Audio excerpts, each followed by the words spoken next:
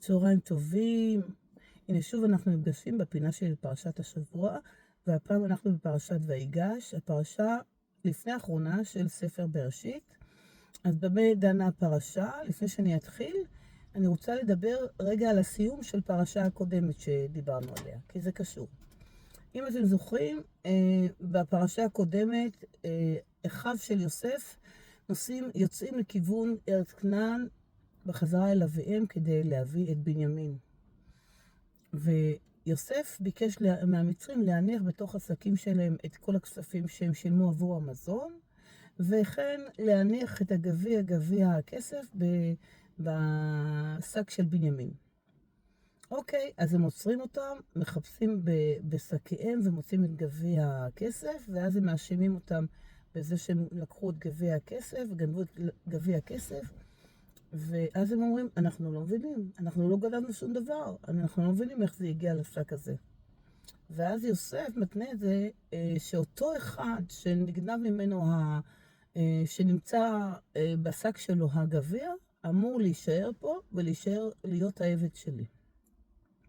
עכשיו, לאחים קשה מאוד עם הסיפור הזה, הם לא יכולים לקיים את הדבר הזה, כי הם הבטיחו לאביהם שהם יחזירו בנימין, וממש קשה להם.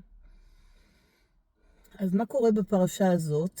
בפרשה הזאת, יהודה, אחיו של יוסף ואחיו של שאר האחים, לוקח את האחריות, מתעלם מעל האגו שלו, עושה את הכל כדי לשכנע את יוסף ולהגיד, תקשיב, אני מוכן להקריב את עצמי למען זה. אבא שלי הוא איש זקן, והוא גם ככה עבר משבר מאוד גדול בעקבות זה שהוא איבד את בנו יוסף, הבן הראשון שנעלם. ועכשיו אם ניקח ממנו גם את בנימין, זה ישבור אותו עוד יותר ועוד יותר, ויהיה לו ממש ממש קשה, שזה ממש סכנת נפשות. הוא ממש בתחנונים אל יוסף. עכשיו, הוא רואה ביוסף כשליט הבכיר במצרים, הקשוח, הרציני, והוא מנסה בכל דרך לדבר אל ליבו, ולהגיד לו, תקשיב, אני לא יכול לעשות את זה. קח אותי במקום, אני מוכן להקריב את עצמי ולהיות העבד שלך, רק אל תיקח את בנימין, כדי שלא יקרה שום דבר לאבי. ויוסף, כשהוא שומע את זה, הוא פשוט, ההתרגשות עולה על גדותיה, בוא נגיד. ואז הוא מבקש מהמצרים לצאת מהחדר, וכשהוא מבקש מהמצרים לצאת מהחדר, הוא מתוודה בפני יהודה ובפני האחים, ואומר להם, תקשיבו, אני יוסף אחיכם. אני שליט מצרים, אני יוסף אחיכם. הם בהלם, הם בשוק. הם לא מאמינים שהם הגיעו לדבר הזה, שהם נתקלים באחם, זה שהם זרקו לבור, זה שהם מכרו לישמעאלים. הם בשוק מזה. והוא אומר להם, תקשיבו, אני מבקש מכם שתחזרו לארץ כנען, ותבקשו מאביכם להגיע יחד עם בנימין, כל המשפחה שתגיע לארץ מצרים, ואני אדאג לכל הצרכים שלכם. אין לכם מה לדאוג. אתם תהיו בידיים שלי ואני אדאג לכל הצרכים שלכם. תבקשו מאביכם להגיע למצרים וגם מבנימין. ואז תפתור את הבעיה. אין לכם מה לדאוג, אתם תהיו תחת חסותי ותחת אחריותי והכל יהיה בסדר. וככה הם יוצאים לדרך לכיוון ארץ כנען, מגיעים אל אביהם ואומרים לו כך וכך. מסתבר שהשליט הבכיר במצרים הוא יוסף, בנך, אחינו, והוא מבקש מאיתנו להביא אותך ולהביא את בנימין למצרים כדי שנגור שם, בגלל שיש רעב גדול. ויעקב בשוק מכל הסיפור הזה, וואו, איך זה? זה לא יאומן, זה ממש קשה לו לקבל את העניין הזה, כי 22 שנה הוא היה במשבר, ועדיין היה לו קשה לעכל את כל האובדן הזה של יוסף. ועכשיו רצו לקחת ממנו בנימין, הוא כבר איש מבוגר וזקן, וכל דבר כזה מזעזע אותו ומטלטל אותו. והוא שואל את עצמו, איך אני יכול לעבור למצרים, ששם אין את השכינה, אין את היראת שמיים, אין את הקדושה שם. פה בארץ כנען יש קדושה, יש את יראת שמיים, יש את אלוקים, שם עם הגויים, מה אני צריך לגור עם הגויים? והוא בסוף מחליט כן לצאת לכיוון, אבל הוא עוצר בבאר שבע, וכשהוא עוצר בבאר שבע הוא מעלה קורבנות לבורא עולם, ובורא עולם נגלה אליו בחלום, ואומר לו, יעקב, אין לך מה לדאוג. גם במצרים אתם תהיו מוגנים ושמורים ואני אהיה איתכם. אני לא עוזב אתכם. מה שהבטחתי לאברהם, אני אקיים. ואתם תהיו מוגנים ושמורים במצרים, ואני מבטיח לך שאתם עוד תחזרו לארץ כנען. וכך קורה. ובאמת, כשהם הגיעו לארץ מצרים,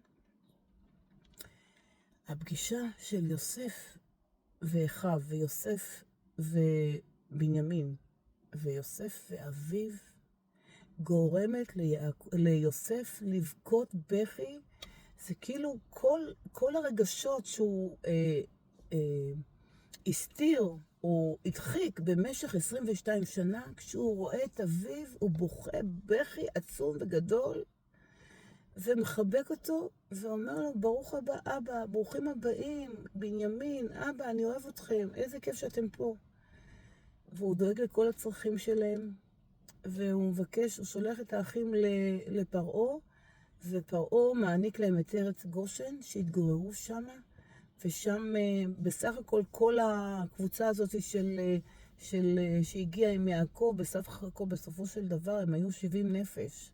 כל המשפחה של יעקב, עם הנכדים, עם הילדים, עם הכלות, עם החתנים, כולם, היו 70 נפש, ופרעה נותן להם את ארץ גושן להתגורר שם, ובעצם שם מתפתחת קהילה מאוד גדולה של יהודים. עכשיו, יש פה כמה דברים שצריך להגיד. בפרשות הקודמות אנחנו ראינו את יוסף, שלאורך כל הדרך, כל מה שהוא עבר, הוא לא איבד איזון, הוא לא איבד שליטה, הוא היה כל הזמן בגישה אופטימית, בגישה חיובית, בגישה חיונית. אדם שמאוד האמין בבורא, והאמין שכל מה שקורה הוא קורה לטובה, לא היו לו שום חששות, אף פעם הוא לא התפרץ, הוא לא בכה על מר גורלו, הוא לא היה קורבן, הוא היה טיפוס מאוד אחראי. והייתה לו אמונה שלמה, כי כל הזמן הבורא היה איתו באמת.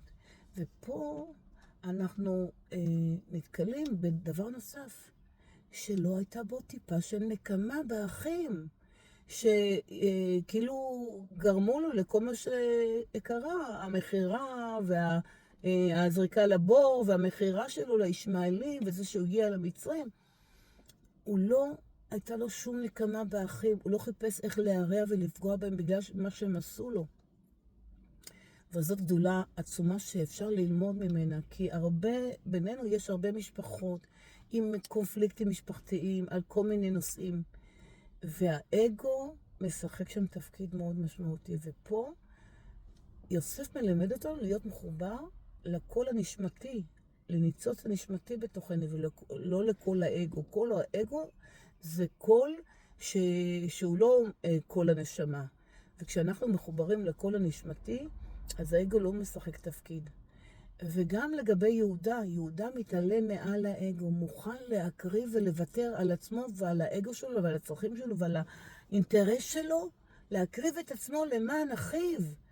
למען זה, כאילו לתקן את מה שהוא עשה בעבר, לתקן את זה כדי שהוא יוכל באמת לחזור לאביו ולהגיד לו, אבא, אני לקחתי אחריות ואני עומד מאחורי האחריות, והנה קיימתי את מה שביקשת. וזה פשוט, אני חושבת, יהודה מייצג את ספירת מלכות, ויוסף מייצג את ספירת יסוד. ופה העניין הזה שכל אחד בדרכו שלו יצר את החיבור, שיצר את האהבה הגדולה הזאת בין האחים, בין יהודה לבין יוסף, בין האחים. זה פשוט, אני חושבת שאנחנו נמצאים בתקופה כל כך משמעותית פה במדינת ישראל, שמה אנחנו צריכים יותר?